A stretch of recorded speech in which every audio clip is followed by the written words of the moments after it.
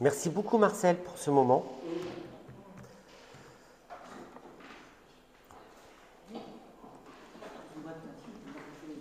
Si? Je te promets que si. C'est pas grave.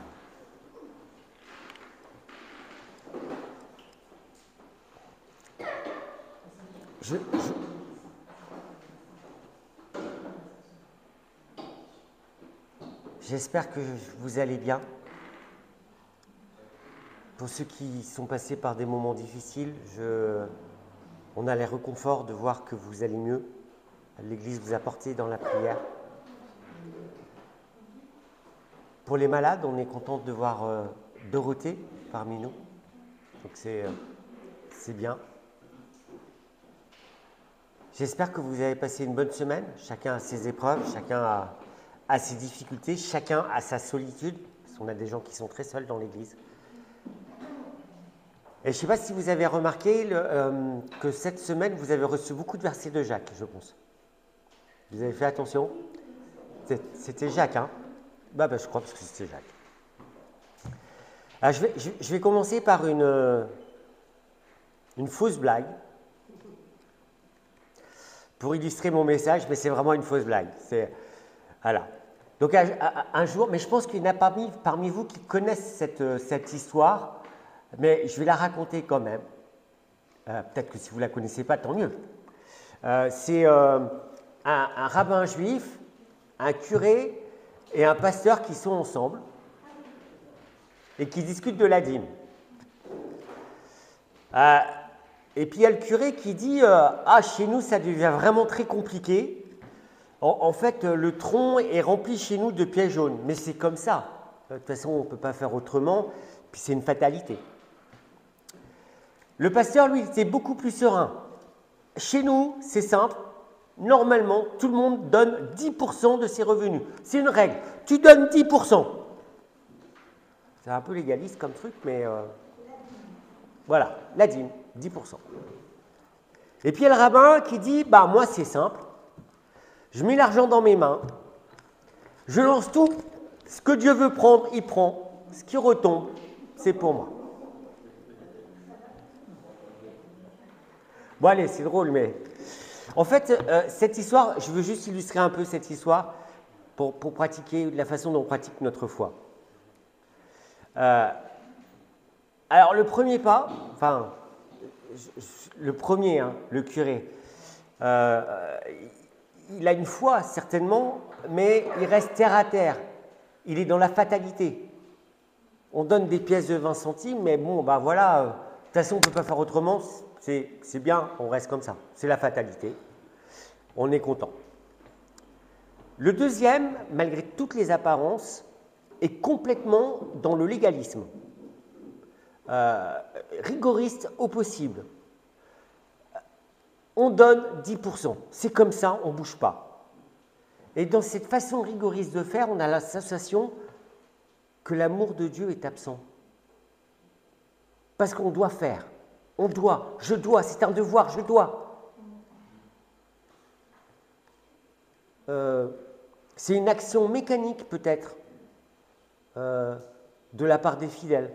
Je fais mon devoir, j'ai donné mes 10%. Alors, je précise qu'on n'est pas tous comme ça.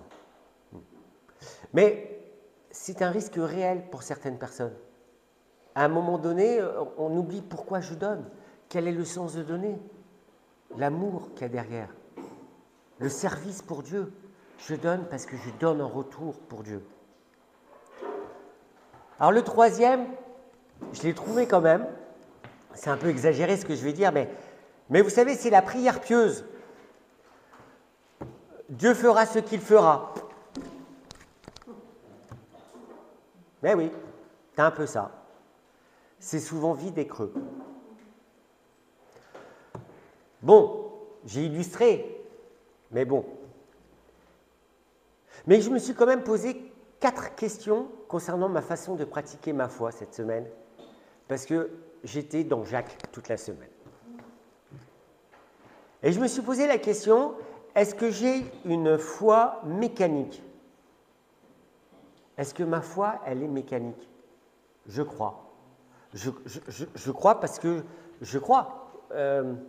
Et j'ai l'habitude de croire, et j'ai l'habitude de faire ça comme ça, et j'ai l'habitude de pratiquer ça comme ça. Ça devient une foi mécanique, et il manque l'amour. Enfin, il manque un petit quelque chose. Je crois, je fais, je prie, je donne, mais l'essentiel, qui est l'amour pour Dieu, est un peu absent. C'était compliqué comme question, parce que souvent on ne se rend pas compte, mais souvent je suis dans cet amour mécanique, ou cette foi mécanique.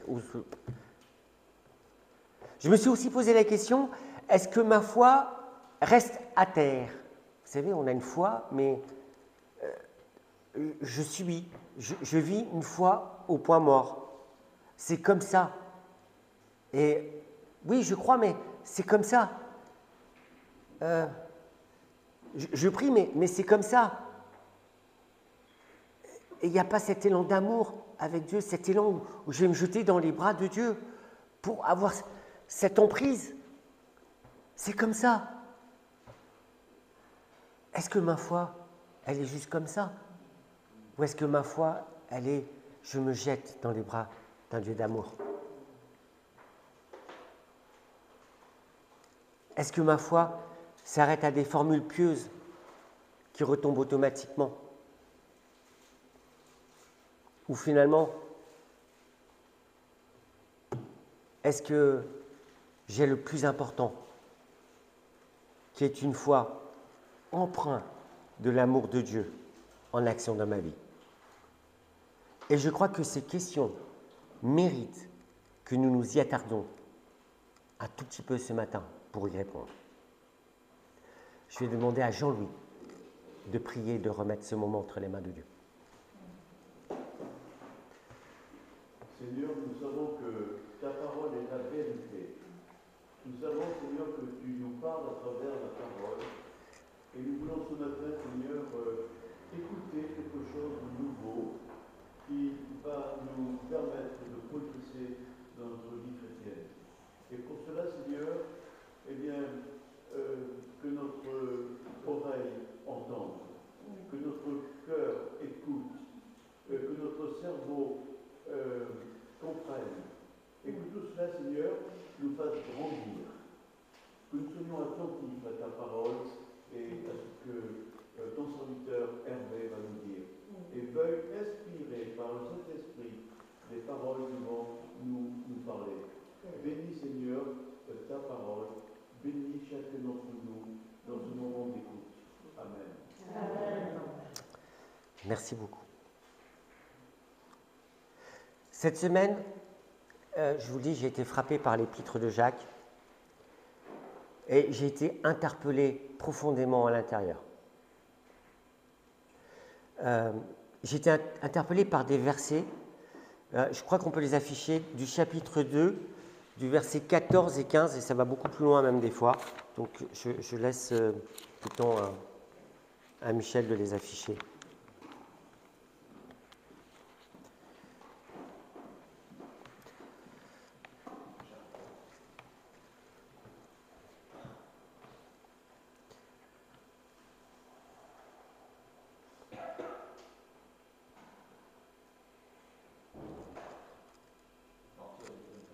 À partir du verset 14. Chapitre 2, verset 14. Chaque chapitre 2, verset 14.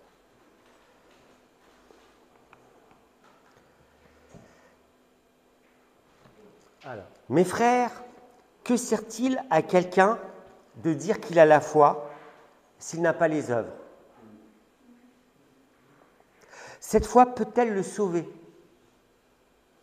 Si un frère ou une sœur sont nus et manquent de la nourriture de chaque jour, et que l'un d'entre vous leur dise « Allez en paix, chauffez-vous et rassasiez-vous », et que vous ne leur donniez pas ce qui est nécessaire au corps, mais à quoi cela sert-il? Il en est ainsi de la foi. Si elle n'a pas les œuvres, elle est morte en elle-même. Waouh! Mes frères, et sœurs, à quoi bon dire qu'on a la foi si on n'a pas les œuvres qui accompagnent cette foi? La question était posée, cette foi peut-elle sauver? Je peux reprendre si un frère ou une sœur sont nus et manquent de nourriture. Alors oui, on répond à des besoins des fois, mais souvent on est dans la prière simplement et on ressemble à... C'est pas tout le temps le cas, mais allez en paix, échauffez-vous, c'est un peu ça qu'on dit. On ne va pas chercher dans nos tripes quelque chose pour aller aider. On ne va pas se faire violence. Ou en tout cas, c'est pour moi. Ça m'a parlé pour moi. Et c'est mon cas à moi. Et quand je fais une prière pieuse en disant « rassasiez-vous », je suis passé à côté de tout. Parce que je ne leur ai pas donné ce qui était nécessaire.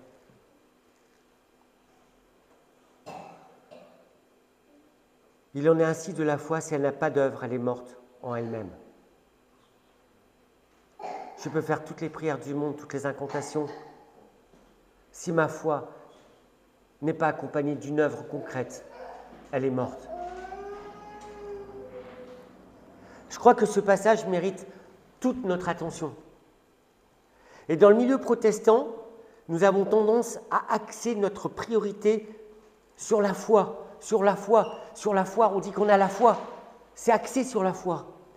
Et on a fait ça en opposition avec les œuvres, parce qu'à une époque, le salut était par les œuvres. On essayait d'être bon par les œuvres, d'être généreux par les œuvres. Ce n'était pas ça qui sauvait.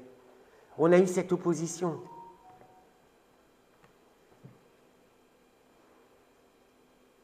Mais on a aussi cette certitude que seule la foi sauve.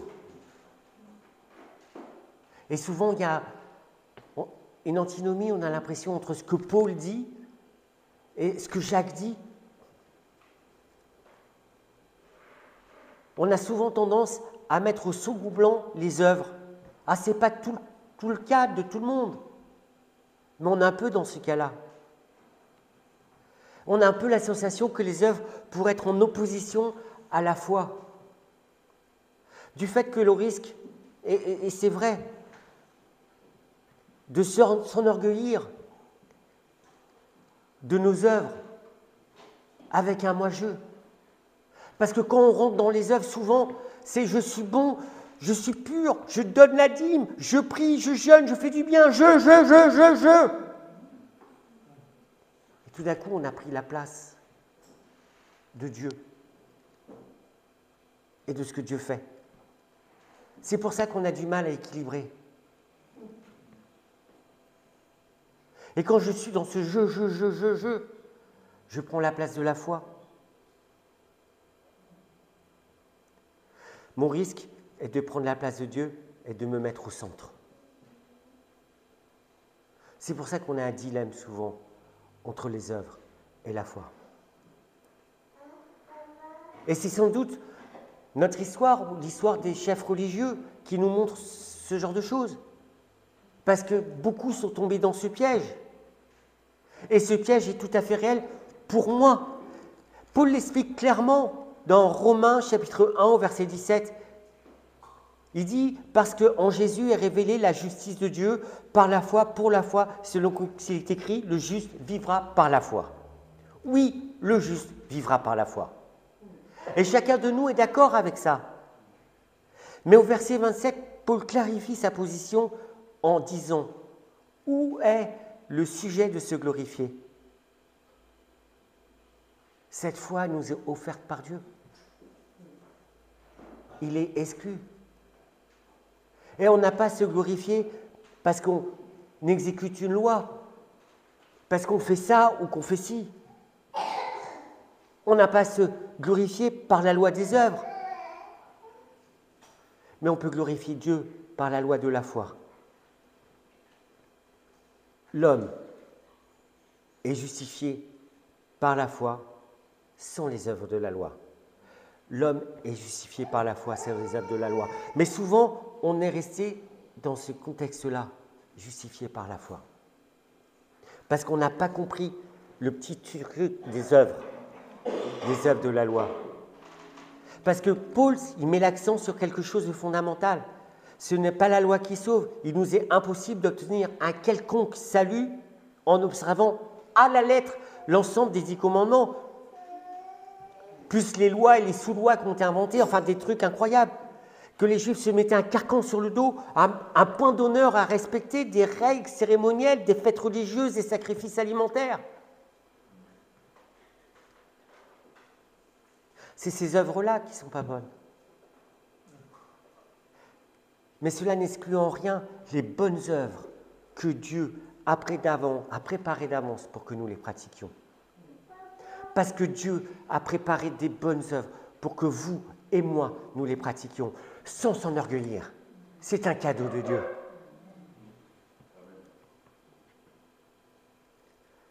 Maintenant que j'ai clarifié un peu ce sujet sur Paul, on va aussi clarifier la position des œuvres concernant l'enseignement de Jacques. Et ça, c'est important. L'enseignement de Jacques est tellement important. Pour Jacques, les œuvres sont des actes d'amour. Les œuvres sont des actes d'amour qui nous viennent de Dieu.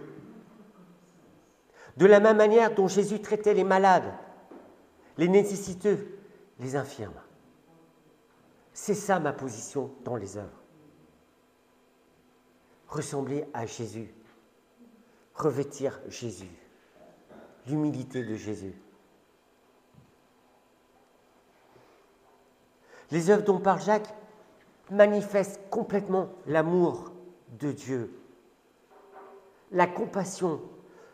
Et cette compassion, Dieu l'a gravée dans notre cœur du fait de sa présence en nous. Est-ce que je manifeste l'amour de Dieu?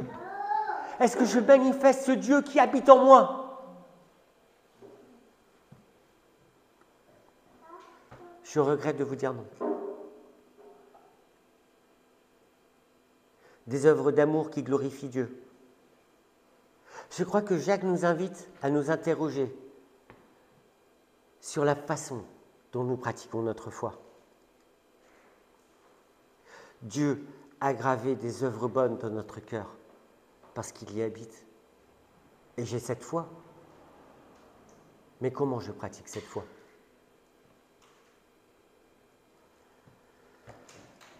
On peut lire Éphésiens chapitre 2, versets 8 à 10. Je te laisse l'afficher comme ça, je ne cherche pas.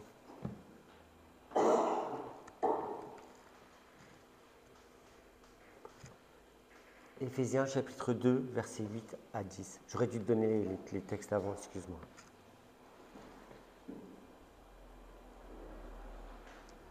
Car c'est par la grâce que vous êtes sauvés, par le moyen de la foi, et cela ne vient pas de vous, c'est le don de Dieu. Ce n'est point par les œuvres, afin que personne ne se glorifie. Car nous sommes son ouvrage, ayant été créés en Jésus-Christ pour de bonnes œuvres que Dieu a préparées d'avance, afin que nous les pratiquions. Voilà où elle est notre foi. Est-ce que je ressemble à ce verset? Je ne crois pas. J'ai le droit de vous demander pardon parce que c'est vrai. Et je sais très bien personnellement que je suis souvent très très loin du niveau d'exigence dont parle ce verset ou dont parle l'apôtre Jacques. Je peux constater que, oui, je m'arrête au verset 16 avec une prière pour dire « Allez en paix, chauffez-vous », sans forcément donner le nécessaire ou le petit nécessaire, mais je ne me dépasserai pas, comme Jésus, avec toute la compassion de Jésus. Toute cette compassion que Jésus a pour moi.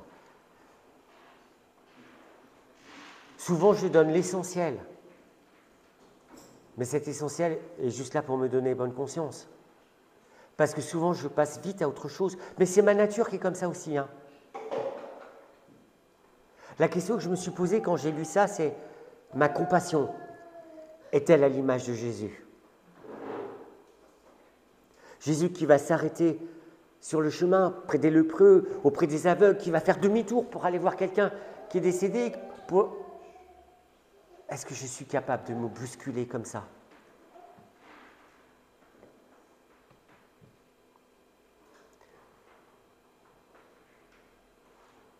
Ah, je souhaite que Dieu puisse mettre cette foi, empreinte de l'amour de Dieu, à l'intérieur de mon cœur. Parce que ma compassion s'arrête souvent à une prière, des mots qui sont justes parce qu'on le fait, parce que c'est la foi, parce que c'est dans notre Église, c'est comme ça.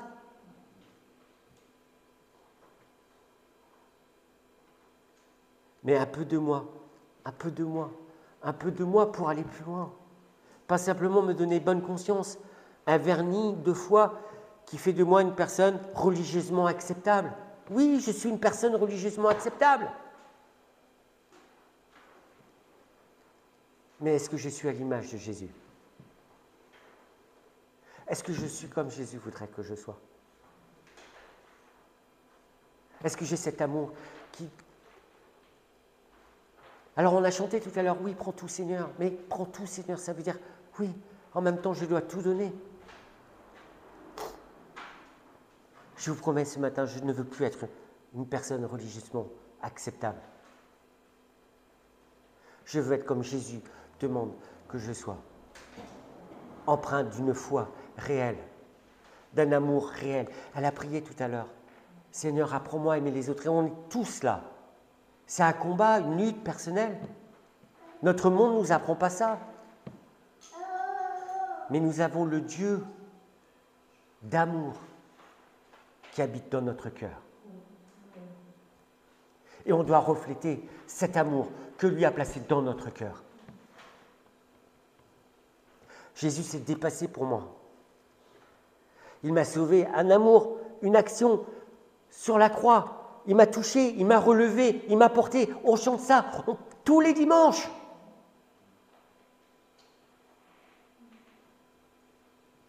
Et je suis son disciple. Est-ce que je ressemble à Jésus? Est-ce que l'amour de Dieu qui est en moi ne me demande pas un effort désintéressé? Un acte de foi qui dépasse mon entendement. Mettre ma foi en action pour mon prochain. Si chacun de nous, on pouvait prendre cet engagement, mais on changerait certainement le monde. Mettre notre foi en action pour mon prochain. Hébreux 11, verset 1 dit « La foi est une ferme assurance des choses qu'on espère, une démonstration de celles qu'on ne voit pas. » Et si vous lisez le passage, c'est extraordinaire parce que vous avez tous les actes de foi d'Abraham, je sais pas, c'est extraordinaire ce passage. Mais il y a eu des actes, ils ont fait des choses. Ce n'était pas des œuvres bonnes pour se glorifier, c'était des œuvres par amour pour Dieu. C'était de l'amour pour Dieu.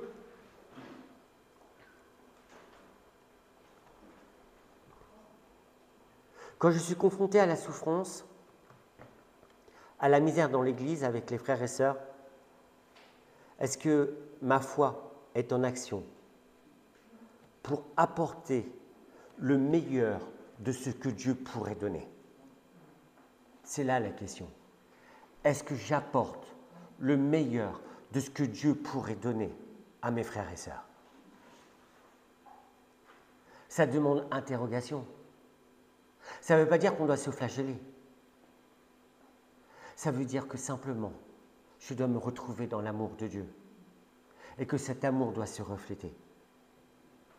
Je veux faire demi-tour parce que tu souffres. Je veux m'arrêter parce que tu souffres. Alors je sais qu'on a une vie séculière, qu'on a un travail, qu'on a... Mais dans tout ça, on a des temps.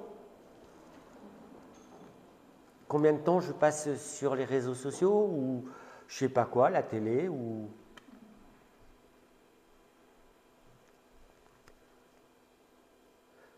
Des fois, je peux dire, je n'ai pas les moyens. Oui, c'est compliqué des fois. Oui, je n'ai pas les moyens. Mais je vous apporte une réponse que j'ai lue dans ce passage. Et dans la Bible, dans toute la Bible, j'ai lu un truc. Je n'ai pas les moyens, mais Dieu, lui, il les a. Est-ce que ma foi est en action? Suis-je capable de sortir de ma zone de confort pour aller visiter, comme il dit, les veuves, les malades, les gens qui sont seuls, les gens qui souffrent, les gens qui souffrent.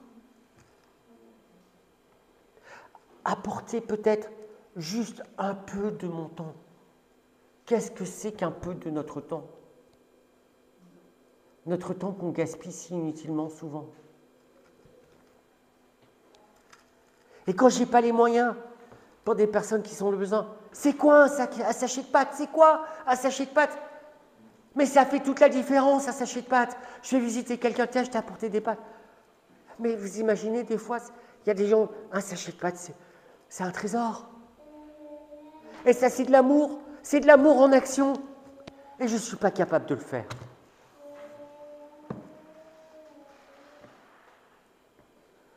Un geste simple qui manifeste l'amour de Dieu qui est à l'intérieur de moi.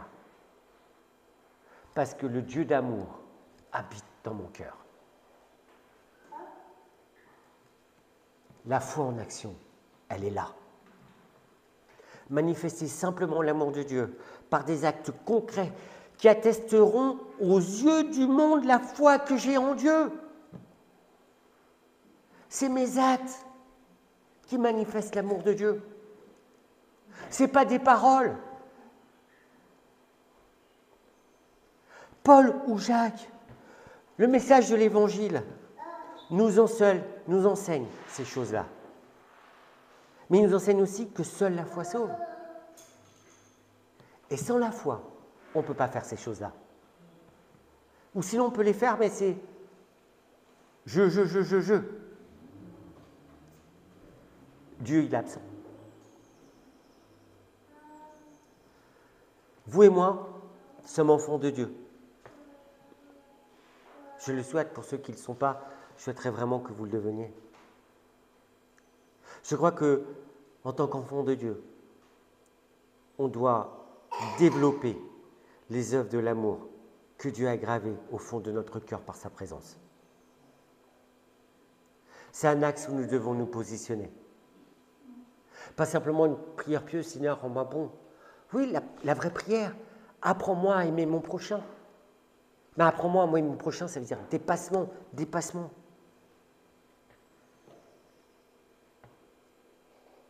Dieu a gravé au fond de notre cœur sa présence pour qu'on puisse la donner aux autres. Alors nous sommes tous différents.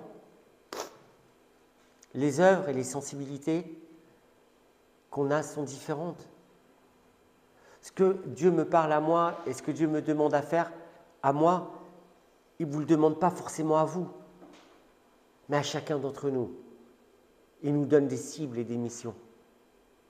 Il nous donne par rapport aux dons qu'on a reçus. Est-ce que ce matin, on ne voudrait pas donner nos dons au Seigneur? Seigneur, utilise-moi avec les dons que j'ai. Et se faire violence.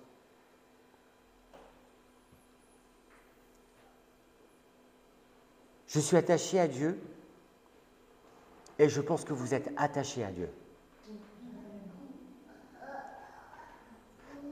Je ne veux pas culpabiliser qui que ce soit. Mais je crois que l'amour, la compassion, le dépassement de soi doit être le reflet de notre foi.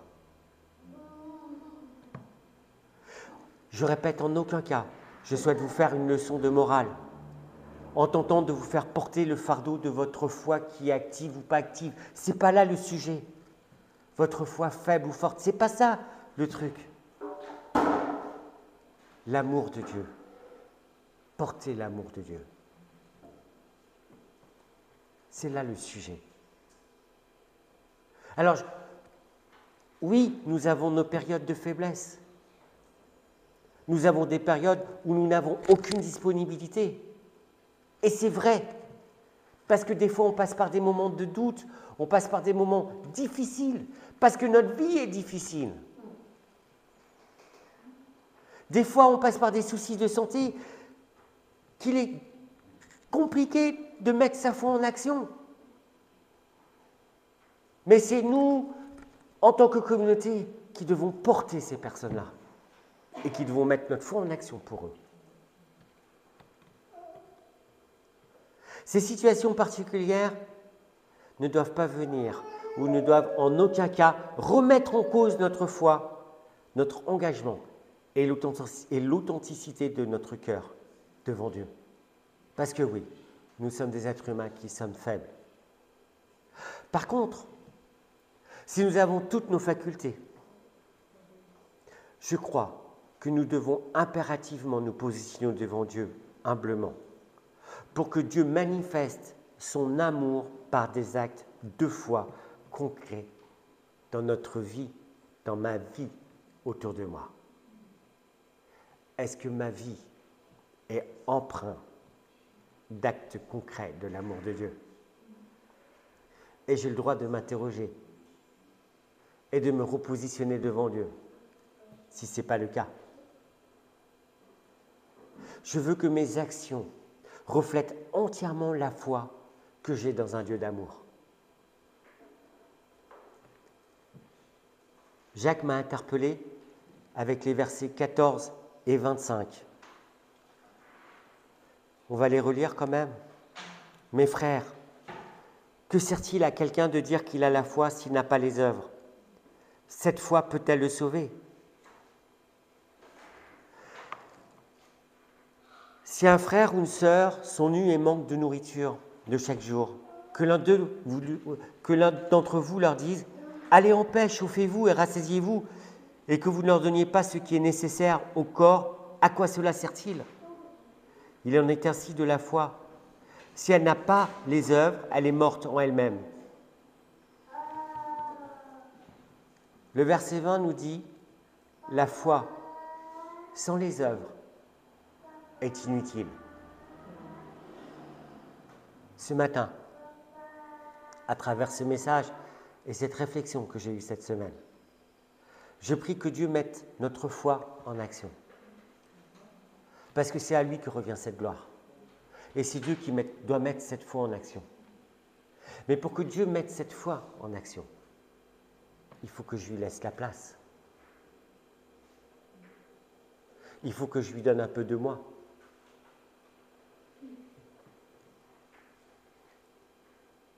Je souhaite que chacun de nous puissions accomplir les œuvres bonnes qu'il a préparées d'avance pour chacun d'entre nous. Surtout, je souhaite que chacun et chacun d'entre nous puissions refléter au travers de notre foi l'amour de Dieu par des actes concrets. Je souhaite que chacun de nous soyons remplis d'œuvres bonnes, d'amour, de paix, de compassion, à l'image du Dieu qui habite notre cœur. Amen.